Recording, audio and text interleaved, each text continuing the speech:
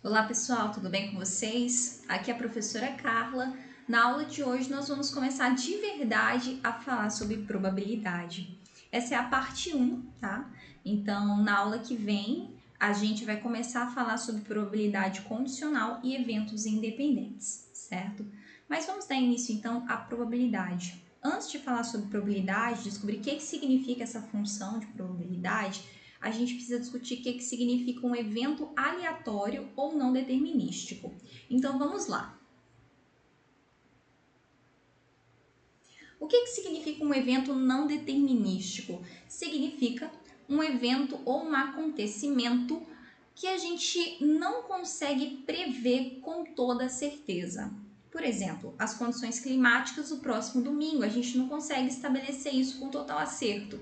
A taxa de inflação do próximo mês, né? Esse tipo de situação, né? Esses modelos eles podem ser estabelecidos para quantificar as incertezas de várias ocorrências. A gente vai ver agora vários exemplos de experimentos aleatórios.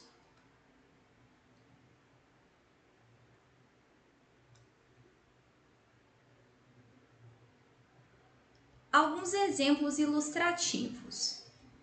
O primeiro exemplo é jogar uma moeda 4 vezes e observar o número de caras obtidos. A gente sabe que não dá para a gente saber o resultado antes de realizar o experimento, né? Mas nós sabemos quais são todos os resultados possíveis quando a gente joga 4 caras e conta o número de caras, joga 4 moedas, perdão, e conta o número de caras. A gente sabe que podem ocorrer 0 caras, uma cara, 2, 3 ou 4 caras, que é o número de vezes aí que a gente jogou essa moeda, certo? A gente então não sabe com certeza o que vai acontecer, mas nós sabemos quais são todos os resultados possíveis quando a gente joga 4 moedas e observa o número de caras, certo? Outro experimento aleatório, jogar uma moeda 4 vezes e observar a sequência obtida de caras e coroas. Note que agora o experimento mudou. Então, os resultados esperados, eles são diferentes. Os resultados esperados, esse conjunto de resultados esperados, é o que a gente chama de espaço amostral, é o nosso conjunto universo. Cada experimento vai nos fornecer um universo, que é o espaço amostral, aqui falando sobre probabilidade. Então, quando a gente jogar uma moeda e observar a sequência obtida de caras e coroas, né, quais serão todos os resultados possíveis? A gente pode ter cara, cara, cara e cara, coroa, cara, coroa e coroa, e assim por diante. Já já a gente vai caracterizar todos os espaços amostrais relativos a esses experimentos e a gente vai entender melhor o que significa esse espaço amostral. Outro experimento aleatório é uma linha de produção. Fabrique peças em série e conte o número de peças defeituosas produzidas em um período de 24 horas.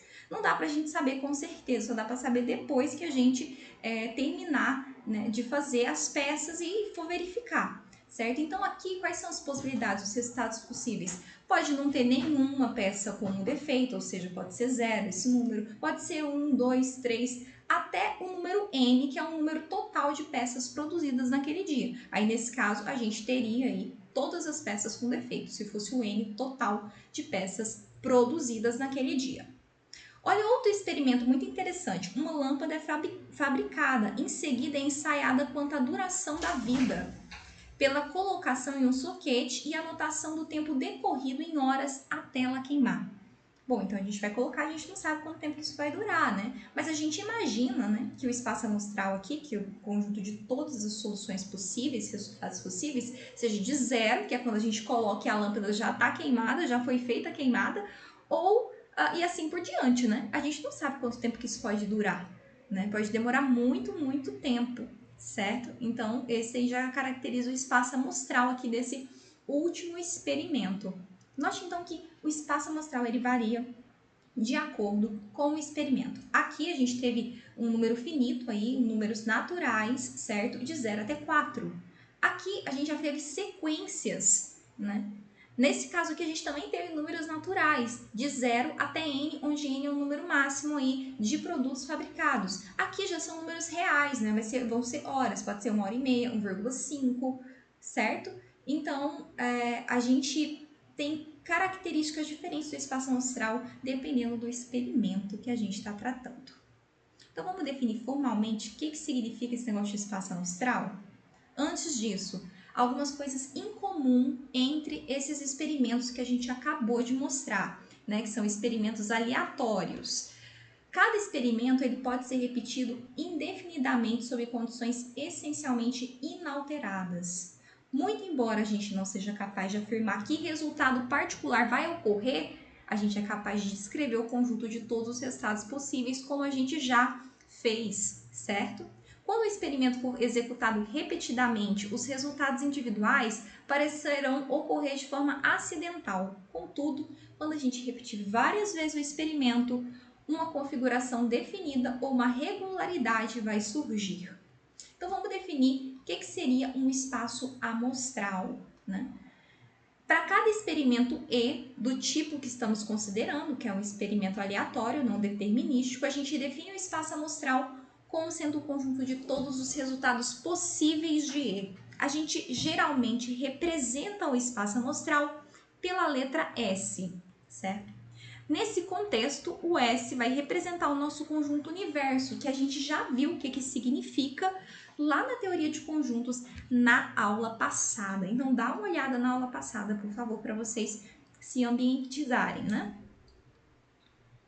Bom, agora, o que é interessante? A gente fazer uma ligação entre aqueles experimentos aleatórios que a gente acabou de ver e os espaços amostrais associados. O primeiro experimento aleatório que a gente viu era o de jogar 4 moedas e verificar o número de caras obtidos. Como eu já falei, o espaço amostral nesse caso é 0 caras, quando não acontece em nenhuma das 4 jogadas, cara. Uma cara, quando vai acontecer somente uma cara, você jogou as 4 moedas, mas apareceu somente uma cara. 2, 3 ou 4, onde 4 significa que nas 4 jogadas, né, apareceu cara. O segundo experimento aleatório era jogar 4 moedas, mas diferente do primeiro experimento aleatório, nesse experimento a gente vai olhar as sequências obtidas de cara e coroa. Essa daqui eu faço questão de colocar todas as alternativas, tá? Olha só, você vê aqui que ele coloca cara como H, a notação dele, e T de coroa, tá? Por quê? H é head, deixa eu colocar aqui que eu tô fazendo o exemplo, o S3. S3, certo? Quem será esse conjunto, né? H aqui para ele é head, cara, tá? Vem do inglês. Acho que é assim que escreve. E T é tails, que é coroa, tá? Então, cara e coroa. A gente costuma usar a notação a inicial do inglês, porque é do português, são as mesmas iniciais, é o C, né? Então, confundiria a gente. Tem gente que gosta de usar o C e o K, não tem problema, desde que fique clara a anotação para quem está lendo, né? Ou para quem está corrigindo a tua atividade, certo? Então, quais são todas as sequências aqui? Vamos começar com todo mundo sendo cara, né? H, H, H, H. Agora, só uma cara. Eu sempre faço assim, para não me confundir. Só uma cara, o resto coroa, mas não só essa configuração que a gente pode ter. Aqui é cara na primeira, vou colocar cara na segunda, cara na terceira,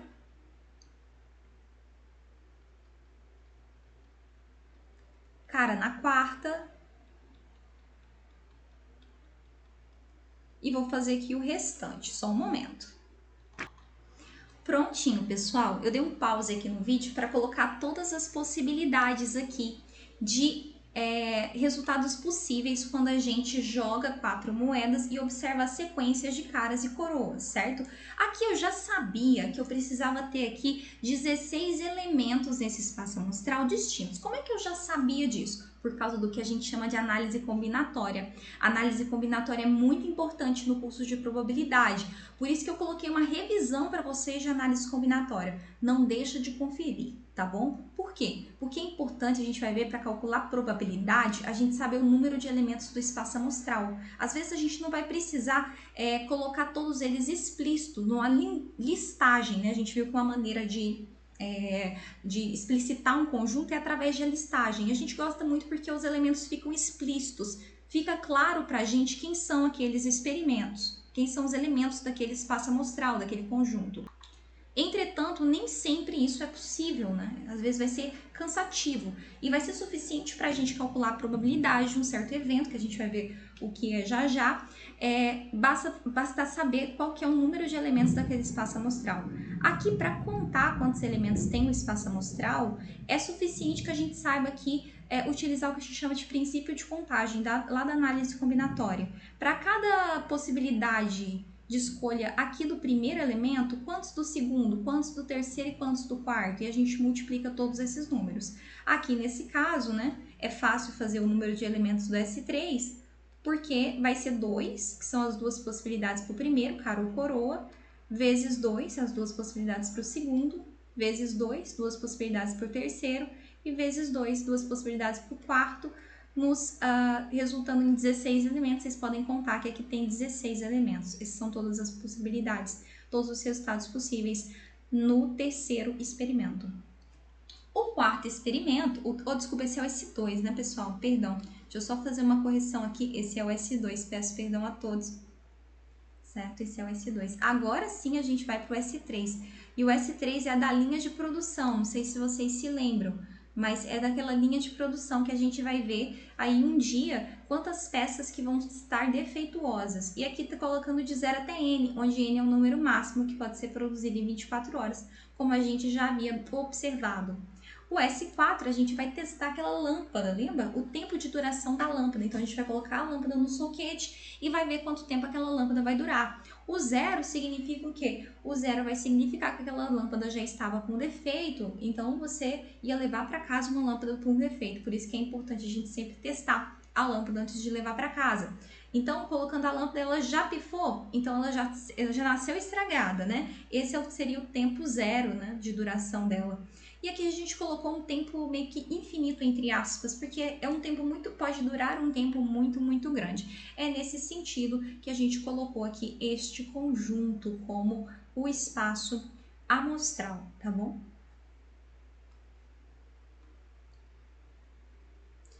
Outro conceito importantíssimo é o conceito de evento, e a probabilidade de evento que a gente vai calcular, viu? Então, o que será que é esse evento? Bom, evento nada mais é do que um pedacinho do espaço amostral. E um pedacinho de alguma coisa, de um conjunto, a gente já viu lá em teoria de conjuntos, que é um subconjunto do espaço amostral, certo?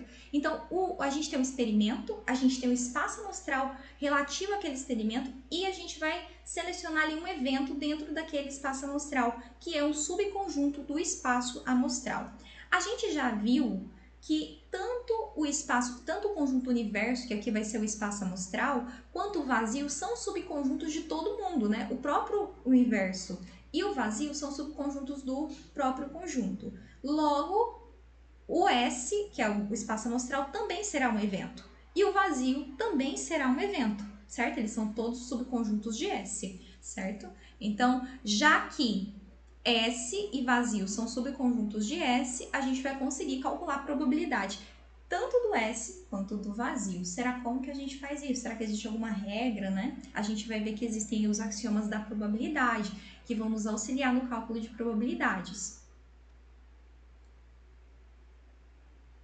Vamos dar exemplos agora de eventos, certo? A gente viu experimentos, vimos espaços amostrais associados, agora a gente vai ver exemplos de eventos daqueles espaços amostrais que a gente acabou de ver. Eu não sei se vocês lembram deles, eu vou fazer uma colagem aqui para ficar mais claro para vocês que esses realmente são pedacinhos, né? São subconjuntos dos espaços amostrais que a gente acabou de ver. Vejam só, pessoal, aqui a gente está com espaço amostral e aqui com o evento daquele espaço amostral. É claro que o 2, né, que é a ocorrência de duas caras, é um subconjunto do espaço amostral S1. Olha o 2 bem aqui, certo?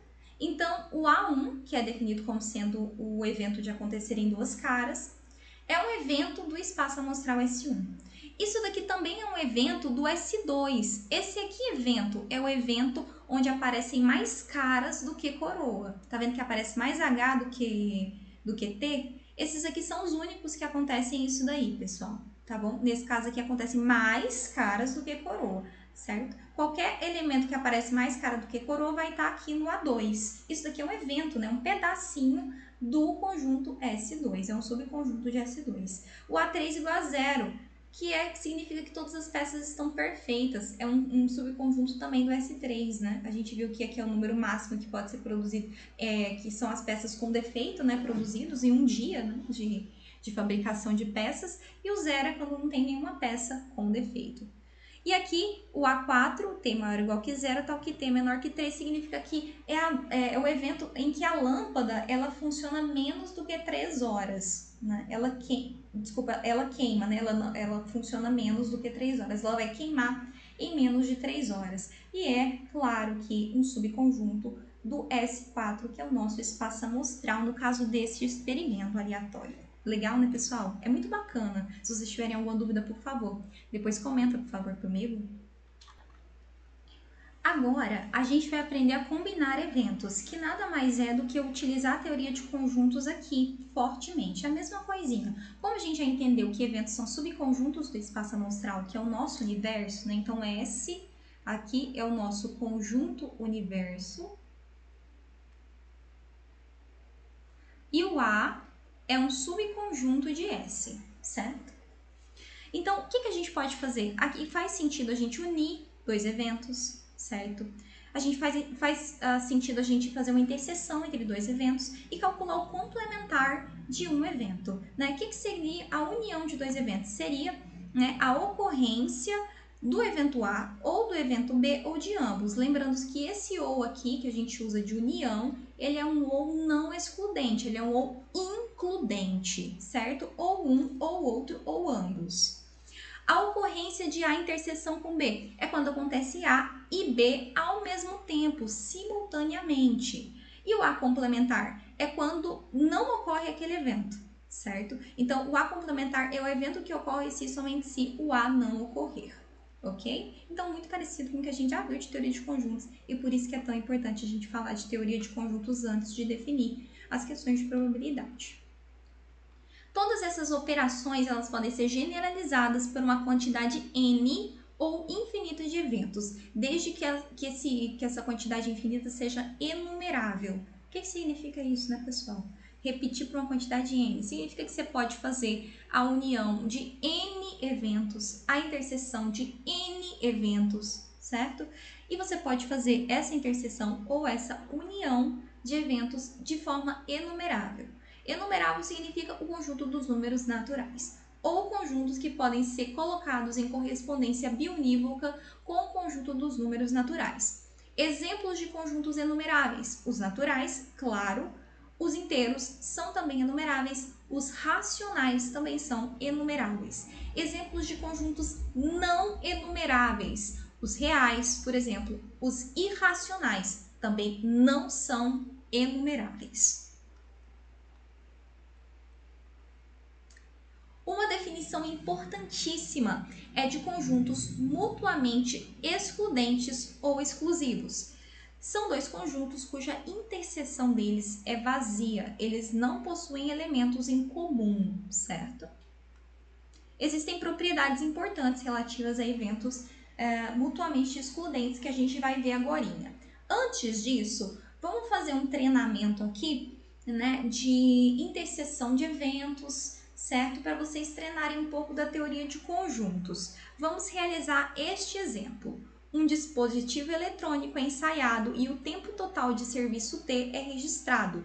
Admitiremos que o espaço amostral seja o conjunto T, pertencente aos reais, tal que T é maior ou igual que zero. Vou chamar esse espaço amostral aqui de S, né, como é usual. Sejam A, B e C, três eventos definidos dessa forma aqui, pessoal. O A são os T maior ou igual que zero. Perdão. O conjunto A é formado pelos T's pertencentes aos reais, maiores ou iguais a zero, tal que T é menor do que 100. O B, T maior ou igual que zero, tal que T está entre 50 e 200, podendo ser 50 e 200. E aqui são os t maior ou igual que zero, tal que t é maior do que 150. Eu vou fazer isso daqui em alguns casos, tá? Vai ficar claro para vocês como é que eu gosto de fazer. Eu faço isso aqui do jeito que eu aprendi lá na escolinha ainda, porque é o jeito, a maneira que eu faço que eu sei que eu não vou errar. Então aprendam que vai ser muito importante para vocês ensinarem também os seus alunos. A gente vai desenhar reta real, porque esses números aqui são números reais, tá? Então, a gente vai desenhar a reta real e vai pintar, vai colorir quem são esses conjuntos na reta real. Olha que bacana. E depois a gente vai aprender a fazer união, interseção, complementar, baseado nesses coloridos que a gente fez. Então, vamos lá, pessoal. Olha só, eu já fiz um desenho aqui da reta real e vou pintar todos esses conjuntos. A primeira representação que eu vou fazer aqui é do conjunto universo, que é o S, que está bem aqui. Então, são todos os reais não negativos, t maior ou igual a zero. Gente, aqui é o nosso universo. Tudo quanto é complementar que a gente for calcular é com relação ao S, tá? Não é a todo o conjunto dos números reais. Olha só que eu marquei alguns números aqui, 50, 100, 150 e 200. Por quê? Porque eles são os números que aparecem bem aqui, tá vendo? Eles são os extremos desses intervalos e, consequentemente, serão pontos muito importantes para a gente fazer essas operações com esses conjuntos, certo? O que eu vou fazer? Vou pintar. Vamos pintar, certo? Vamos pintar cada um desses conjuntos. O S são os números reais maiores ou iguais a zero. Então, pintando o S, eu tenho aqui que pintar todo mundo aqui. Claro que não dá para construir uma reta infinita, né? Não tem esse poder ainda, mas essa representação aqui significa que isso vai continuar infinitamente, certo? Aqui, está vendo esses tracinhos, cada um embaixo aqui do zero? Esse aqui são os zeros, tá? De cada uma dessas retas. Aqui o 50, o 100, o 150 e o 200. Só para não ter que escrever 0, 50, 100, 150 e 200 todas essas vezes, que é meio cansativo. Tá bom, pessoal?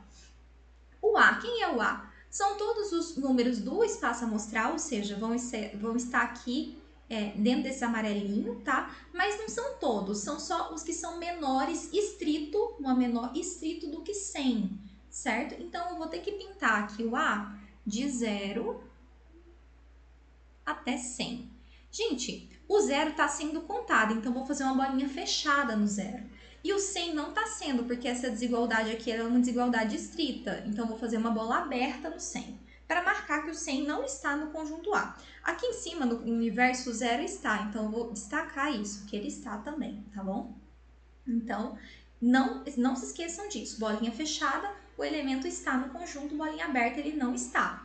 Como é que a gente sabe isso através dessa representação em formalismo matemático aqui? Basta olhar se tem um igualzinho aqui embaixo da desigualdade. Se não tiver, é estrita, ok?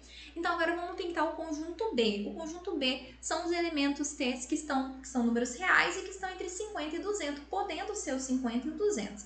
Então, ele vai variar de 50, bolinha fechada, até 200, que também vai ter a bolinha fechada, porque eles dois estão sendo incluídos aqui. Agora, por último, eu vou pintar o C. O C são os conjuntos T maior ou igual que zero, então que T é maior estrito do que 150. O 150 está bem aqui, eu já vou pintar os maiores do que 150, isso vai até mais longe, todos os números reais maiores do que 150. Só que o 150 não está sendo contado, então a bolinha é aberta, pessoal, tá bom? Agora eu falo para vocês que isso facilita tanto a nossa vida, fazer esses coloridos. Eu adoro fazer assim porque é muito eficaz. A gente visualizar as coisas é muito mais fácil da gente fazer as contas, né? A união com B. O que vai ser o A união com B? É tudo que está no A e que está no B. É tudo que está no A ou que está no B, perdão. Ou nos dois ao mesmo tempo. Então, eu vou pintar tudo que eu pintei no A e tudo que eu pintei no B, certo? Então, eu já vou começar pintando o que eu pintei no A, certo? Eu vou pintar aqui vamos começar de amarelinho, tá? Eu vou pintar de amarelinho. Tudo que eu pintei no A primeiro. Vou pintar aqui até o 100. Vou pintar o 0, porque ele está incluso aqui no A. E vou pintar... A bolinha aqui tá aberta, né? Só que o que acontece? O B, ele vai do 50 até o 200. Isso passa pelo 100. Isso significa que o 100 está no B. Então, eu vou pintar o B bem aqui, o 100 bem aqui. e vou continuar até o 200, que é a bolinha fechada também. Por que que eu vou pintar o 100 aqui, sendo que ele não está pintado no A? Porque basta aparecer em um dos conjuntos quando se fala de união. Isso é legal, né? Então, a união A, união com B, são todos os x não, t, né, que a gente está usando, t maior ou igual a zero, tais que t é menor ou igual a 200, certo? Em notação de intervalo de números reais, como é que isso ficaria, pessoal? Em intervalos de números reais, ficaria o seguinte, de zero, fechado no zero, até 200 também fechado, certo? Quando a gente usa esse símbolo aqui, o conjunto é fechado, tá? Ou seja, está incluindo os extremos. O t é maior do que zero, porém ele é menor do que 200, podendo ser zero ou podendo ser 200. Então, está incluindo eles. Vamos prosseguir agora fazendo a interseção de B com C. Vocês viram que tem vários aqui, né? Eu pedi para calcular vários. Vocês vão continuar o exercício, estou dando só umas dicas aqui, tá bom? Vou fazer 4 e vai ficar 4 para vocês, certo? Então, agora eu vou fazer a interseção de B com C. O B é o conjunto aqui que vai de 50 até 200, podendo ser 250. E o C são todos os elementos maiores do que 150. Então, agora, como é interseção, tem que ser tudo que está colorido tanto no B quanto no C. Note que só esse pedacinho aqui, ó, que está colorido nos dois. Só que aqui a bolinha está aberta. Então, como não está incluso no C, mesmo que esteja incluso no B, eu não vou poder pintar aqui. Por quê? Porque aqui tem que aparecer nos dois para ser pintado aqui nessa linha, certo? Então, eu vou pintar aqui, vou começar no 150 com a bolinha aberta, certo? E vou pintar até o 200 e a bolinha aqui vai ser fechada, porque o 200 está aqui pintado e também está pintado aqui no B. Então, o 200 está no B e no C ao mesmo tempo, simultaneamente. Então, ele aparece na interseção, certo? Então, vamos colocar aqui de modo matemático, B interseção com C, são todos os t's maior ou igual que zero, tais que 50 é menor estrito do que t, que é menor ou igual a 200, certo?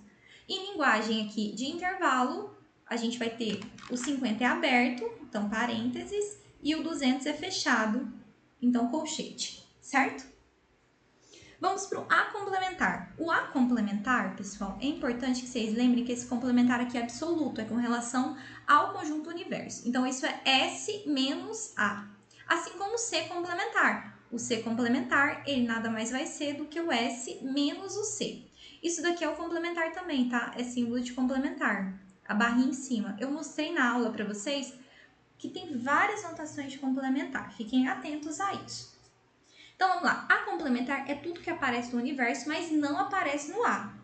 Então, olha só. O que está pintado no universo, mas não está pintado no A? É tudo a partir do 100 aqui, incluindo o 100, porque o 100 não está no A. Então, ele tem que ser pintado no complementar de A. Então, eu vou começar a pintar aqui o complementar de A a partir do 100.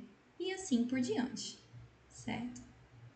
Então, o A complementar é o T maior ou igual que zero, só para marcar que está no universo, né? Que esse é o universo, tal que T é maior ou igual a 100, certo? Dá pra gente ver aqui, né, quem que é o complementar, facilmente.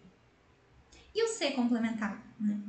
Tem que tomar muito cuidado com o C complementar, porque olhando só para essa parte aqui do conjunto, dá vontade de falar que são todos os T's menores ou iguais a 150. Só que você tem que lembrar que ele está maior ou igual que zero antes de tudo isso, que ele está no universo. Então, você tem que olhar para o universo e comparar com o C, certo? Olhe sempre assim quando for de complementar absoluto. Então, o que está no universo, mas não está no C?